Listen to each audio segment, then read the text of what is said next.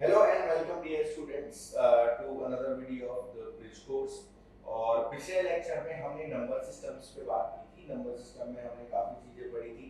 सबसे पहले हमने कॉम्प्लेक्स नंबर के बारे में पढ़ा, हमने आयोटा के बारे में जाना कि आयोटा क्या होता है और इमेजिनरी नंबर्स का कॉन्सेप्ट जो है वो क्या होता है। फिर हमने रियल नंबर्स में रैशनल और इरेशनल नंबर्स क्या होते हैं इसके बारे में बात करी।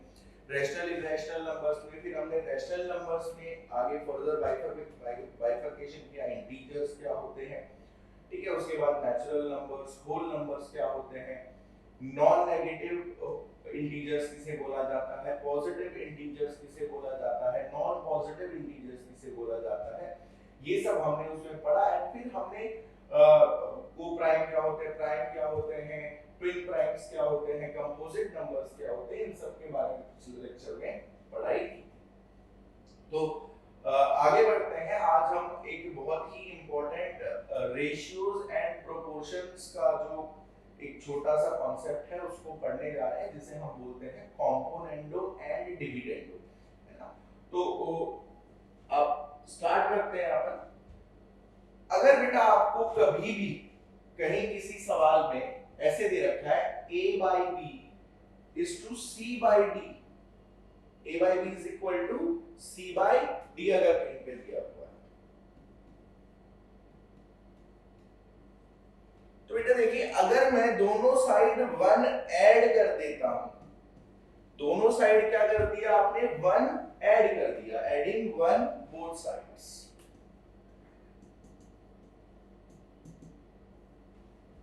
और एलसीएम ले लेते हैं, एलसीएम ले लेंगे तो क्या बनेगा, a plus b by b will be equal to c plus d by d। LCM ले लेंगे तो बेटा अगर कहीं पे आपको a by b is equal to c by d दे रखा है, अगर कहीं पे a by b is equal to c by d दे रखा है, तो आप ये भी बोल सकते हैं कि a plus b by b वो भी c plus D by D के बराबर आएगा। इसी प्रॉपर्टी को हम बोलते हैं बेटा कॉम्पोनेंडो, ठीक है। अब इसी तरह एक सेकंड रिजल्ट और आता है कि अगर मुझे a by B is equal to C by D दे रखा है एंड इंस्टेड ऑफ एडिंग 1 मैं क्या कर देता हूं, सब्ट्रैक्ट कर देता हूं, दोनों साइड से 1 सब्ट्रैक्ट कर देता हूं, इक्वेशन पे कोई फर्क नहीं पड़ेगा। दोनों साइड से 1 सब्ट्रैक्ट किया बेटा, अगेन एलसीएम लेंगे अगर आप यहां पे, तो आपके पास क्या बनेगा, a minus b by b will be equal to c minus d by d, ठीक है बेटा। इसको मैंने लेट्स से इक्वेशन नंबर 2 बोल। तो अगर कहीं पे मुझे a by b is equal to c by d दे रखा है, तो बेटा मैं ये भी लिख सकता हूं कि a minus b by b जो होगा वो c minus d by d के बराबर आएगा। और इसी प्रॉपर्टी को हम बोलते हैं डिविडेंडो, ठीक है। पहले कॉम्पोनेंडो में क्या करना है, एडिंग ऐड 1 कर दिया, दोनों साइड 1 ऐड कर लेते हैं। अगर कहीं पे आपको a by b c by d के बराबर दे रखा है तो आप लिख सकते हैं कि a plus B by B will be equal to C plus D by B. वहीं डिविडेंडो में क्या होगा बेटा, कहीं पे आपको a by B is equal to C by D दे रखा है अगर, तो आप लिख सकते हैं a minus B by B is equal to C minus D by. अब हम क्या करते हैं, हम कॉम्पोनेंडो और डिविडेंडो दोनों को ही क्लब कर देते हैं, कंबाइन कर देते हैं। बेटा देखिए, यहां से मैं ये बोल सकता हूं कि a plus B by B will be equal to C plus D by D. Componendo से हम ये बोल सकते हैं जो इक्वेशन 1 है, एंड डिविडेंडो से हम ये बोल सकते हैं कि भाई अगर a by B C by D के बराबर है तो a minus B by D C minus D by D के बराबर होगा। तो अगर मैं 1 को डिवाइड कर देता हूं इक्वेशन नंबर 2 से, इक्वेशन 1 को डिवाइड कर देते हैं इक्वेशन 2 से, तो क्या बनेगा, a प्लस बी बाई बी divided by a minus B by b। ये लेफ्ट साइड को लेफ्ट साइड से डिवाइड करेंगे, राइट साइड में बनेगा बेटा c plus d by d upon c minus d by d। तो ये d और d और ये b और b जो है वो कैंसिल आउट हो जाएगा। अपने पास जो रिजल्ट आता है वो आ जाता है बेटा a plus B upon a minus B will be equal to c plus d upon c minus d। और इस कंबाइंड रिजल्ट को बेटा हम बोलते हैं कॉम्पोनेंडो एंड डिविडेंडो। ठीक है, यहाँ पे कॉम्पोनेंडो भी लग गया, डिविडेंडो भी लग गया, इसलिए इसे बोल देते हैं कॉम्पोनेंडो एंड डिविडेंडो। ध्यान ये रखना है कि आप ये अप्लाई कब कर सकते हैं, जब आपको क्या दे रखा हो, ये जो है हर एक में कॉमन है। अगर a by B C by D के बराबर दे रखा है तो आप इस चीज को अप्लाई कर सकते हैं। कई सवालों में ट्रिग्नोमेट्री में भी कई सवालों में आपको देखने को मिलेगा, जब आप मॉड्यूल सॉल्व करेंगे एक आध क्वेश्चन में आपको कॉम्पोनेंटो डिविडेंडो का यूज करना पड़ सकता है। ठीक है, अब यहीं पे बेटा मैं आपको एक और इम्पोर्टेंट चीज जो है, चलिए उसको मैं आपको एक क्वेश्चन के थ्रू समझाता हूँ। रेशियोज एंड प्रोपोर्शन का ही एक इम्पोर्टेंट कॉन्सेप्ट है जो कभी-कभी जो है अपनी कैलकुलेशंस को बहुत आसान कर देता है, सिंपलीफिकेशन करने में अपने को आसानी हो जाती है, तो उसको अपन क्वेश्चन के साथ ही करने की कोशिश करते हैं, है ना। पहले मैं क्वेश्चन लेता हूँ, आप लोग एक बार अपने आप उसको ट्राई करिए।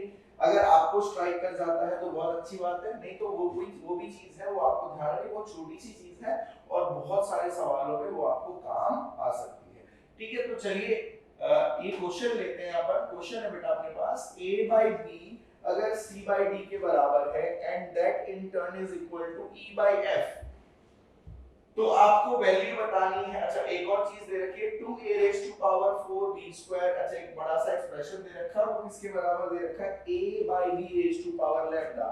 आपको लैम्डा की वैल्यू जो है यहाँ पे बतानी है भाई क्या होगी।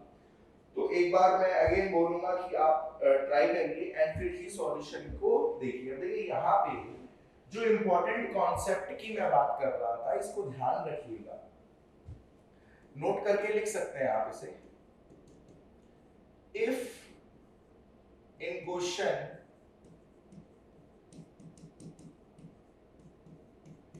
it is given that a by b is equal to c by d, ऐसे दे रखा बेटा कि a by b जो है वो c by d के बराबर है, या a by b c by d वो जो है वो e by f के बराबर है, ऐसे मल्टीपल टर्म्स अगर दे रखे हो जो भी इक्वल टू, तो अपन यहाँ पे एक बहुत इंपॉर्टेंट चीज करते हैं, बहुत छोटी सी चीज है कि लेट कर लेते हैं कि ये किसके बराबर है बेटा, लैम्डा के बराबर है। ये हमने क्या कर लिया, लेट कर लिया कि ये दोनों आपस में बराबर है, ये आपस में बराबर है, इन सभी वैल्यू किसके बराबर लेट कर लिया, लैम्डा के बराबर लेट कर लिया मैंने। अब लैम्डा के बराबर लेट करने से फायदा क्या होगा बेटा, मैं a को लिख सकता हूँ lambda times of b, c को लिख सकता हूं लैम्डा टाइम्स ऑफ d, और e को लिख सकता हूं लैम्डा टाइम्स ऑफ f। तो जो इनिशियली मेरे पास सवाल में 6 वेरिएबल थे a b c d e f, अब कितने रह जाएंगे, देखिए a को किसके टर्म्स में रिप्रेजेंट कर दिया, b और लैम्डा के टर्म्स में, c को भी d और लैम्डा के टर्म्स में, और e को भी f और लैम्डा के टर्म्स में। तो a c और e तो सीधे सीधे गायब हो गए, 3 गायब हो गए, 6 थे 3 गायब हो गए, 3 रह गए, बट एक और वेरिएबल अपने पास आ गया क्या, लैम्डा। तो इंस्टेड ऑफ 6 वेरिएबल मेरा जो क्वेश्चन है वो रिड्यूस होके कितने वेरिएबल के टर्म्स में आ जाएगा, सिर्फ और सिर्फ 4 वेरिएबल के टर्म्स में आ जाएगा, नहीं आ जाएगा। और अगर सवाल 4 वेरिएबल के टर्म्स में है तो 6 वेरिएबल से तो आसानी पड़ेगा अपने को। तो अब इसी कॉन्सेप्ट को जो है अपने को इस सवाल पे अप्लाई करना है, ये हर सवाल में नहीं अप्लाई होगा, ठीक है, आपको देखना भी पड़ेगा। वो प्रैक्टिस ये चीज जो है वो आ जाती है, आप जैसे जैसे प्रैक्टिस करते जाएंगे आपको चीजें समझ में आती जाएंगी, और वहां से ये आपको समझ में आता जाएगा कि भाई कहाँ पे जो है क्या चीज अप्लाई करनी है, कहाँ पे कॉम्पोनेंट और डिविडेंड अप्लाई करना है, वो भी अगर आप प्रैक्टिस करते हैं तो आपको एक बार तो स्ट्राइक करेगा कि यहाँ पे अपन कॉम्पोनेंट और डिविडेंड अप्लाई कर सकते हैं, या यहाँ पे इज इक्वल टू k रख के जो है इसको सॉल्व कर सकते हैं। तो अब यहाँ पे ये जो सवाल है बेटा, यहाँ पे मेरे को दे रखा है a by b is equal to c by d is equal to e by f, तो वही कर लेते हैं, a by b is equal to c by d is equal to e by f है अगर, तो इसको बेटा मैंने क्या मान लिया, लैम्डा मान लिया। अब देखिए मैं दोबारा नहीं लिखूंगा, यही चीज है, a को क्या लिख सकते हैं, c को क्या लिख सकते हैं, और e को क्या लिख सकते हैं, ऑलरेडी लिख चुके हैं। तो अपन क्या करेंगे, जो अपने को एक्सप्रेशन दिया हुआ है, जो लैम्डा के टर्म्स में एक्सप्रेशन है, उसको सिंपलीफाई करने की कोशिश करते हैं।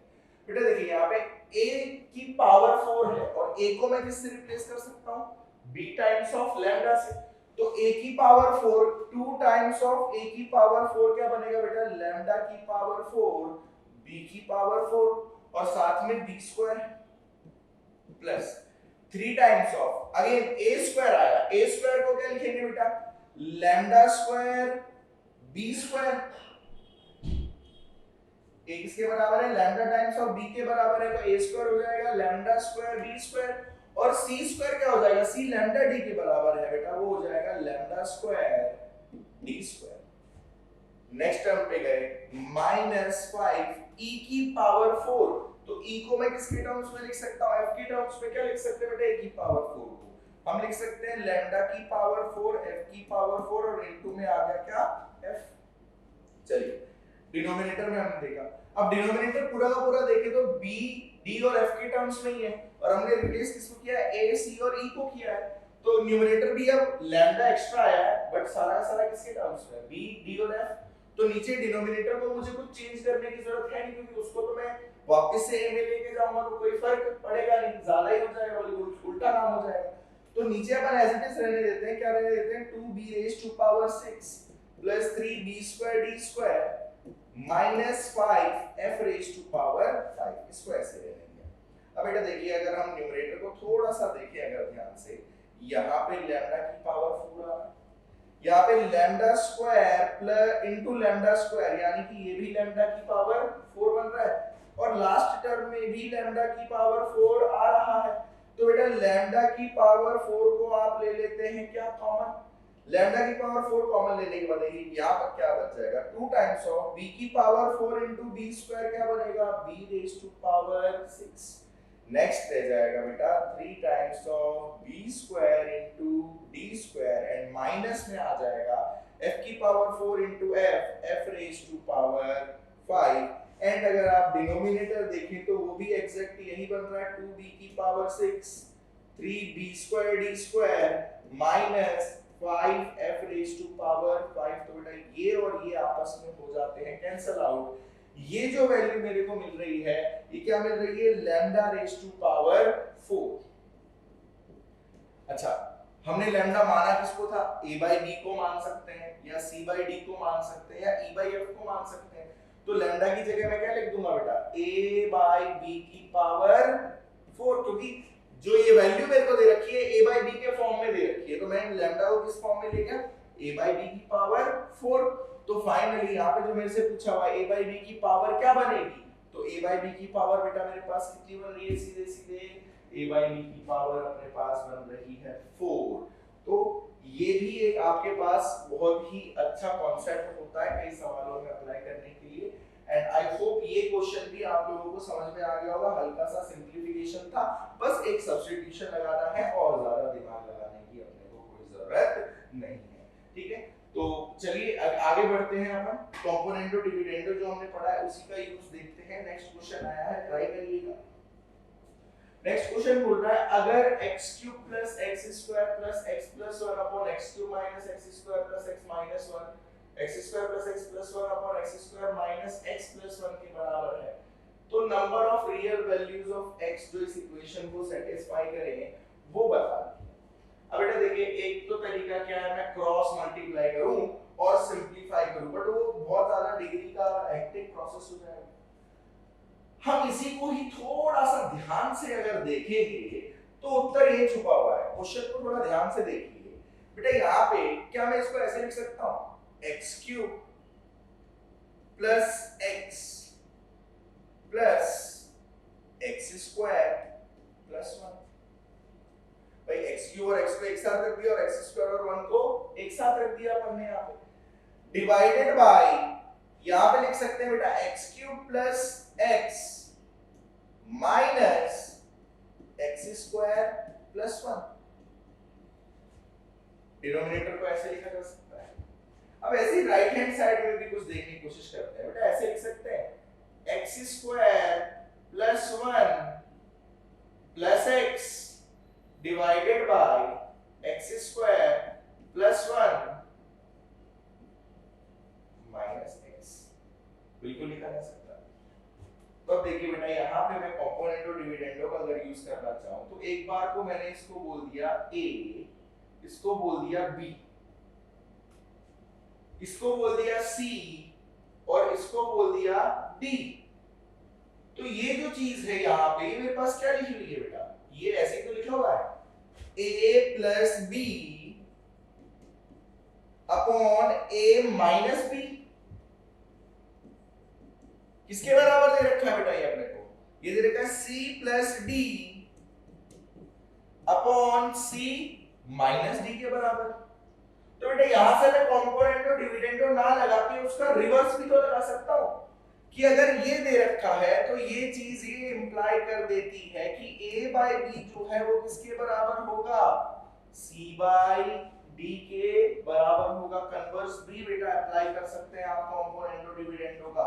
ऐसी कोई जरूरी नहीं है कि आप सिर्फ और सिर्फ डायरेक्टली कॉम्पोनेंटो डिविडेंडो ही अप्लाई करें, उसका रिवर्स प्रोसेस भी अपन जो है वो कई कई जगह जो है अप्लाई कर देते हैं। रिवर्स प्रोसेस क्या है, यहाँ पे मुझे दिख रहा था a plus B upon a minus B किसके बराबर, c plus D upon c minus D के बराबर। तो बेटा वहां से मैं क्या लिख सकता हूँ कि a बाय b जो है वो c बाय d के इक्वल आएगा। तो अब यहाँ से a और b को पहचान लेते हैं। a बाय b क्या बनेगा बेटा, x cube plus x upon x square plus 1, ये तो a बाई b बन गया अपने पास, और इक्वल टू आ जाएगा ये c बाई d के, यानी कि बेटा x square plus 1 upon x के बराबर। अब ये थोड़ा सिंपलीफाई करना अपने लिए आसान है ना बेटा। देखिए यहाँ पे अगर मैं न्यूमरेटर में x कॉमन ले लेता हूं तो बचेगा क्या, x square plus 1 divided by क्या है बेटा, x square plus 1। Right hand side में अगर हम देखते हैं तो है x square plus 1 upon x. तो बेटा ये एक्स स्क्वायर प्लस 1 ये एक्स स्क्वायर प्लस 1 आपस में क्या हो जाते हैं, कैंसिल आउट। क्रॉस मल्टीप्लाई करेंगे अपने पास आ जाएगा X square is equal to X square plus 1। तो यहां से एक्स स्क्वायर भी कैंसिल आउट हो जाएगा, क्या आ जाएगा 0 इज इक्वल टू 1। तो ये तो कभी पॉसिबल हो ही नहीं सकता ना बेटा, दिस इज नेवर ट्रू, ये कभी भी चीज ट्रू नहीं हो सकती। और अगर ये चीज कभी भी ट्रू नहीं हो सकती तो मतलब इस इक्वेशन, ये इक्वेशन भी कभी भी ट्रू नहीं हो सकती। अगर 0 1 के बराबर नहीं हो सकता तो होता ही नहीं है ना, ऑब्वियस सी बात है ये तो कि 0 और 1 जो है वो बराबर नहीं होंगे। अगर ये दोनों बराबर नहीं आ रहे तो इस इक्वेशन का मतलब ये इक्वेशन गलत है, क्योंकि लास्ट में कहां पे पहुंच गया 0 इक्वल टू 1, तो 0 इक्वल टू 1 तो गलत चीज है। तो ये इक्वेशन जो है गलत है, इसका कोई सॉल्यूशन नहीं आ सकता। कोई भी वैल्यू ऑफ x ऐसी डाल दूं, मैं कुछ भी डाल दूं, चाहे x को चाहे 50 चाहे 100 चाहे लाख चाहे 10 लाख -50 -100 कुछ भी डाल दे रहा हूं x को, इस इक्वेशन को सेटिस्फाई करने वाली x की कोई भी वैल्यू नहीं हो सकती, क्योंकि फाइनल रिजल्ट तो बेटा मेरे पास क्या आ रहा है, गलत आ रहा है, और वो x पे डिपेंड कर ही नहीं रहा। ये x की वैल्यू पे डिपेंड थोड़ी कर रहा है, x की वैल्यू तो मैं x ही मान के चला था अभी तक। तो अगर वो उस पे डिपेंड कर ही नहीं रहा फाइनल रिजल्ट अपना, तो ये चीज तो कभी सही हो ही नहीं सकती। फिर चाहे मैं x को बेटा कुछ भी रखते रहूं। तो इसके लिए अपने पास ऑप्शन नंबर, अच्छा यहाँ पे number of real values of x satisfying पूछा हुआ है, तो आई थिंक सो यहाँ पे ऑप्शन जो है अपन चेंज कर देते हैं। चलिए ऑप्शन ए को ही मैंने कर दिया, ऑप्शन ए को कर दिया अपन ने क्या 0। तो ये ऑप्शन बेटा यहाँ पे अपने पास गलत लिखे हुए हैं, इसमें एक भी वैल्यू ऑफ x जो है सेटिस्फाई करते हुए नहीं आती है। आप देख सकते हैं पूरा सिंपलीफाई करके भी कोई वैल्यू ऑफ, कोई रियल वैल्यू ऑफ x इसको सेटिस्फाई करती हुई नहीं। तो आई होप ये क्वेश्चन भी समझ में आया होगा। यहाँ पे ध्यान ये रखिएगा बेटा कि ये कन्वर्स ऑफ कॉम्पोनेंटो डिविडेंडो है। कन्वर्स ऑफ थ्योरम हमने काफी चीजें पढ़ी है ना, कि भाई जैसे कि perpendicular from centre bisects the chord, circle में पढ़ा होगा अपन ने, perpendicular from centre bisects the chord. उसी तरह बेटा अगर मैं ऐसे बोल देता हूं a line from centre perpendicular to the chord, या a line from centre which bisects the chord is perpendicular to the chord, वो कन्वर्स हो जाता है उस थ्योरम का। इसी तरह यहाँ पे अगर a by b c by d के बराबर दे रखा है तो कॉम्पोनेंटो डिविडेंडो क्या कहता है, कहता है कि भाई फिर a plus b upon a minus b किसके बराबर हो जाएगा, c plus D upon c minus D के बराबर हो जाएगा। और कहीं अगर आपको ये गिवन है तो आप बोल सकते हैं कि भाई a बाई बी जो है वो c बाई डी के बराबर हो जाएगा। ठीक है, तो आइए बेटा आगे बढ़ते हैं, आगे देखते हैं। आगे अपन बात करते हैं पॉलिनोमियल्स के बारे में। अच्छा, पॉलिनोमियल्स भी हमने जो थोड़ा बहुत है 9th 10th में पढ़ा हुआ, बेसिक सा थोड़ा बहुत आइडिया भी होगा आप लोगों को पॉलिनोमियल होता क्या है। एंड बेसिक आइडिया के अलावा भी क्वाड्रेटिक क्या होता है, क्यूबिक क्या होता है, एक मोनोमियल क्या होता है, ट्राइनोमियल क्या होता है, ये सारी चीजें जो है अपन 9th 10th में पढ़ते हैं। एक बार और मैं आपको बता देता हूं, हम बात करते हैं पॉलिनोमियल की बात। तो एक होता है मोनोमियल, मोनोमियल यानी कि single term, monomial single term होता है, बाइनोमियल दो टर्म होते हैं, ट्राइनोमियल थ्री टर्म्स होते हैं, पॉलिनोमियल का मतलब होता है मल्टीपल टर्म्स। ठीक है, अब हम पॉलिनोमियल की बात करें तो ऐसे टाइप का एक्सप्रेशन बेटा, जैसे an x raised to power n, यहां पे मैं इसको लिख देता हूं an x raised to power n plus an minus 1 x raised to power n minus 1, और इस तरीके से चलते गए डिक्रीजिंग पावर ऑफ x में अपन पहुंचे a1x plus a0 तक। तो बेटा ये आपके पास क्या हो जाता है, इस टाइप का एक्सप्रेशन जो होता है एक पॉलिनोमियल हो जाता है। कितनी डिग्री हो जाती है, जो हाईएस्ट पावर ऑफ x होती है वो इस पॉलिनोमियल की डिग्री हो जाती है। किसी भी पॉलिनोमियल की डिग्री क्या होगी, हाईएस्ट पावर ऑफ। अब यहाँ पे बात एक और चीज ध्यान में रखनी है कि ऑल पावर्स ऑफ x, जितनी भी ये पावर्स है ये आपके पास होल नंबर्स के टर्म्स में ही होनी चाहिए। ठीक है, पावर फ्रैक्शन या नेगेटिव हुई तो वो पॉलिनोमियल नहीं रहेगा। यहाँ पे एक चीज और आपको ध्यान में रखनी है कि ये जो an minus 1 a1 ये सारे हैं, इनको आप बोलते हैं क्या, कोफिशिएंट्स। एंड ये रियल नंबर्स होने चाहिए। अगर ये रियल नंबर्स है तो अपने पास रियल पॉलिनोमियल आएगा। अगर ये रियल नंबर ना होके इनमें कुछ इमेजिनरी नंबर्स हो गए तो पॉलिनोमियल बेटा अपने पास कॉम्प्लेक्स पॉलिनोमियल आता है, जो कि हम पढ़ते नहीं है अभी। फिलहाल अपन क्या पढ़ रहे हैं, अपन रियल पॉलिनोमियल पढ़ रहे हैं। और रियल पॉलिनोमियल के लिए ये जो डिफरेंट वैल्यूज ऑफ x हैं इनके कुछ कोएफिशिएंट्स आने चाहिए और वो रियल नंबर्स होने चाहिए।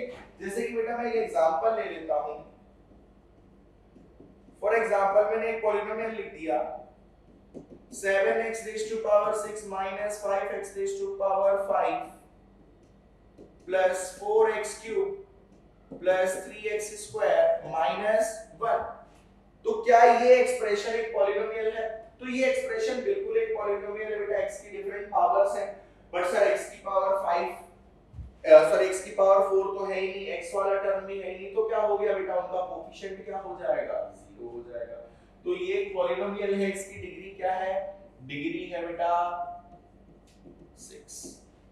ठीक है, तो जो हाईएस्ट पावर ऑफ x होती है वो उस पॉलिनोमियल की डिग्री होती है।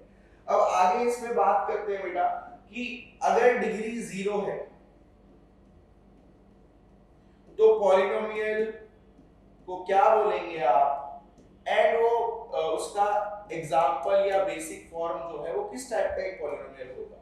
तो अगर डिग्री 0 है किसी भी पॉलिनोमियल की, डिग्री 0 है तो वो एक कांस्टेंट पॉलिनोमियल बोला जाता है बेटा। और एग्जांपल के तौर पे जैसे मैंने लिख दिया fx = 5, तो वो x पे उसकी वैल्यू डिपेंड ही नहीं करती, वो कांस्टेंट ही रहेगा। x की पावर कितनी है यहाँ पे 0, x की पावर 0 है तो डिग्री कितनी हो गई 0। डिग्री 1 है तो इसे बोला जाता है लीनियर पॉलिनोमियल। और बेटा ये कुछ इस फॉर्म का होगा, इसमें कोई x का टर्म होगा और एक कांस्टेंट टर्म हो भी सकता है और नहीं भी हो सकता। मान लीजिए b0 भी हो सकता है, बट a0 नहीं होगा। इसके बाद डिग्री 2 के लिए आप बोलेंगे कैसा आता है, एक क्वाड्रेटिक आता है। क्वाड्रेटिक बोले तो px = ax² + bx + c type का कोई पॉलिनोमियल बेटा। अगर वहीं पे डिग्री 3 हो जाए तो उसे बोला जाता है एक क्यूबिक पॉलिनोमियल। और उसका एग्जांपल अगर अपन ले तो ax³ + bx² + cx + d। और एग्जांपल ले तो बेटा ऐसे लिख सकते हैं x³ - 2x² + 1 या x³ + 1, इस तरीके से आप लिख सकते हैं।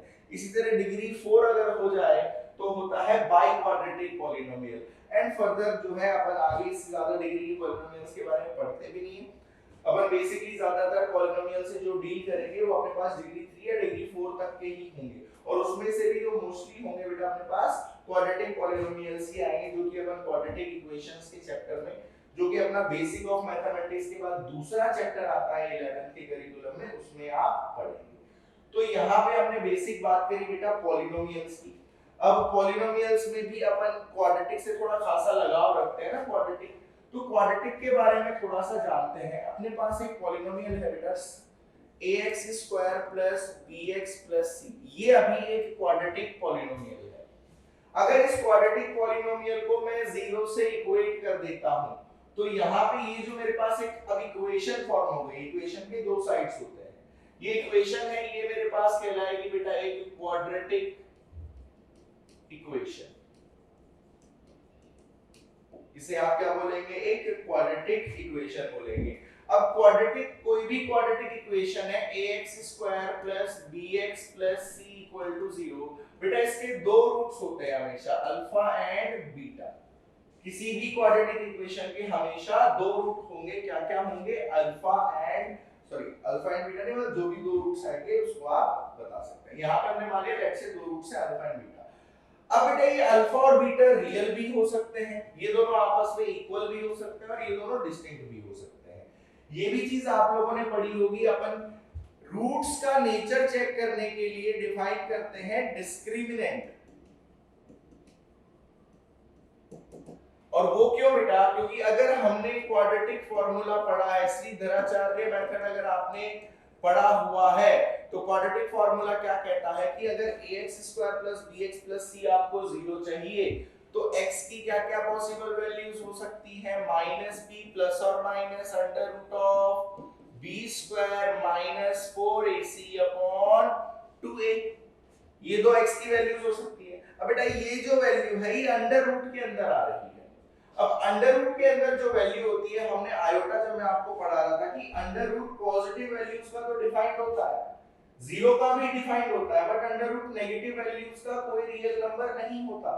तो जब अगर वो नेगेटिव आ जाएगा तो आपके पास रियल वैल्यू नहीं आएगी, फिर आपके पास कैसी वैल्यू आती है, नेगेटिव का अंडर रूट कैसा आता है, इमेजिनरी आता है, तो रूट्स कैसे हो जाते हैं, इमेजिनरी। तो सारा कुछ इस पे डिपेंड करता है, इस b स्क्वायर माइनस 4ac पे डिपेंड करता है बेटा।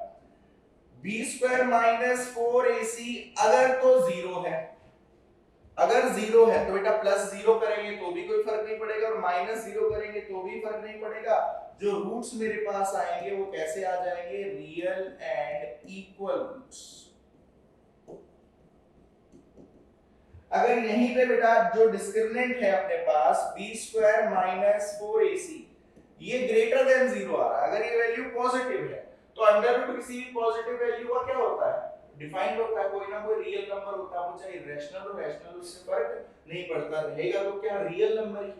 रियल में रियल नंबर ऐड करेंगे तो रिजल्टेंट कैसा आएगा, रियल नंबर। तो यहाँ पे मेरे पास रूट्स रियल तो आएंगे, बट अब कैसे हो जाएंगे, अब दोनों रूट्स आएंगे बेटा, एक प्लस के साथ सॉल्व करके जो आएगा और एक माइनस के साथ सॉल्व करके जो आएगा, क्योंकि अब की बार ये वैल्यू 0 नहीं है तो ये दोनों वैल्यूज क्या आएंगी, प्लस के साथ अलग आएगी और माइनस के साथ जो है ये वैल्यू आपके पास अलग आएगी। अगर यहीं पे बेटा b स्क्वायर माइनस 4ac जो है वो नेगेटिव हो जाए, b स्क्वायर माइनस 4ac अगर नेगेटिव हो जाए तो आपके पास कैसे रूट्स आएंगे, अगर बेटा ये नेगेटिव हो गया, अंडर रूट किसी भी नेगेटिव वैल्यू का कैसा बनेगा, इमेजिनरी, तो दोनों के दोनों रूट्स आपके पास आएंगे imaginary, roots will be imaginary. ठीक है, तो ये तो बात हुई नेचर ऑफ रूट्स, भाई कैसे आप जो है रूट्स का नेचर पता कर सकते हैं। ये अपने पास क्वाड्रेटिक फार्मूला है, श्रीधराचार्य मेथड है, अगर रूट्स निकालने हैं किसी इक्वेशन के। तो इसी पे बेटा मैं आयोटा के टर्म्स में एक क्वेश्चन आपको एग्जांपल के तौर पे लेता हूं। लेट्स से मेरे को बोला हुआ है find roots of equation x square plus 2x plus 4 equal to 0। x square plus 2x plus 4 equal to 0 के रूट्स बताइए। अब मुझे पता है बेटा कि यहाँ पे अगर रूट्स होंगे तो डिस्क्रिमिनेंट, रियल रूट्स होंगे तो डिस्क्रिमिनेंट ग्रेटर देन 0 होना चाहिए, हमने 9 10 तक तो यही पढ़ा।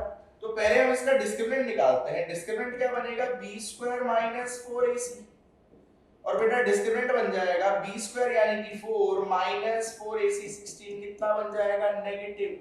डिस्क्रिमिनेंट नेगेटिव आ गया, तो 9 10 में तो अपन क्या बोल देते थे कि कोई रूट नहीं मिलेगा, बट अब यहाँ पे अपन क्या बोलेंगे कि रूट्स कैसे आएंगे, डिस्क्रिमिनेंट नेगेटिव तो रूट्स आएंगे इमेजिनरी।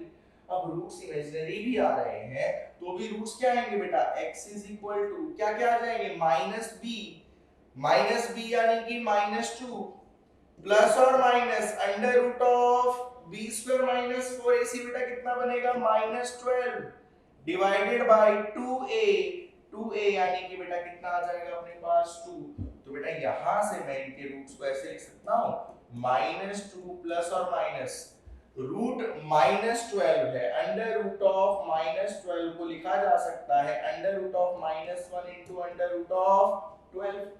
बेटा अंडर रूट ऑफ 12 हो जाता है कितना, 2√3, अंडर रूट ऑफ 12 तो हो जाता है 2√3, और अंडर रूट ऑफ -1 क्या हो जाता है, आयोटा, अंडर रूट ऑफ ये हो जाएगा iota and whole divided by 2a whole divided by 2 था बेटा। तो यहां से x की जो वैल्यू मेरे पास आएगी आ जाएगी -1 प्लस और माइनस √3 आयोटा। तो देखिए बेटा अगर रूट्स इमेजिनरी भी आ रहे हैं तो भी आप उन इमेजिनरी रूट्स को आयोटा के टर्म्स में निकाल सकते हैं किसी भी क्वाड्रेटिक के लिए, ठीक है। अच्छा यहाँ पे हमने बात कर ली भाई रूट्स के नेचर के बारे में, रूट्स निकालेंगे कैसे, क्वाड्रेटिक फार्मूला से निकाल सकते हैं या सिंपल आप जो है वो फैक्टराइजेशन का मेथड अप्लाई कर सकते हैं, उससे भी निकाल सकते हैं। अब मैं बात करता हूं relation between roots and coefficient.